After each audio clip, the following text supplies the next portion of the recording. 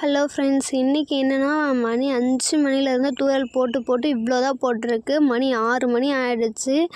வீடு எல்லாம் இப்போ பார்த்தீங்கன்னா தெரியும், நிறைய எலுமிச்சை மரம் அந்த சாரல் அடிச்சதில்ல காற்று, அதில் எல்லாம் கொட்டின இலைகள் தான். சரி, இன்றைக்கி என்னென்னா காசரக்கீரை சமைக்கலாம் அப்படின்னு சொல்லிட்டு வயல்வெளியில் கீரை அறுவடை பண்ண போயிட்டேன்.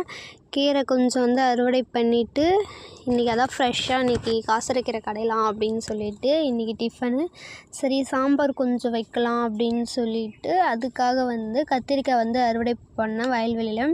கத்திரிக்காய் நல்லா சூப்பராக நீட்டாக நல்லா அழகாக முத்தி இருந்தது. ஒரு கத்திரிக்காயுமே நல்லா பார்க்க அழகாக ஃப்ரெஷ்ஷாக இருந்துச்சு, சூப்பராக இருந்துச்சு.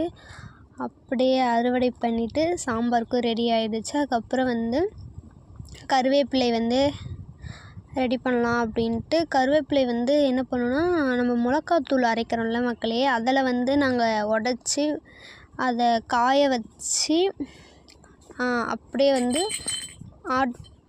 மிக்ஸியில் அரைச்சி அந்த மாதிரி காய வச்சு பொடி பண்ணி போட்டுப்போம். இல்லைனா ரைஸ் மில்லே நம்ம மிளகா அரைக்கிறோம்ல, அதில் அரைச்சிப்போம். அதுக்கப்புறம் ஸ்டார் ஃப்ரூட் நல்லாவே காய் வைக்க ஆரம்பிச்சிடுச்சு. அதுக்கப்புறம் சப்போட்டா மரமும் முத்தி இருந்தது ஒரு காய். அதை போய் அறுவடை பண்ணேன். ஒரு 2-3 டேஸ் கழித்து பார்த்திங்கன்னா சூப்பராக பழுத்துடும். காயும் நல்லாவே இருந்தது. அம்மாவுக்கு உடம்பு சரியில்லை. நெக்ஸ்ட் வீடியோவில் அப்லோட் பண்ணுறேன். பாய்.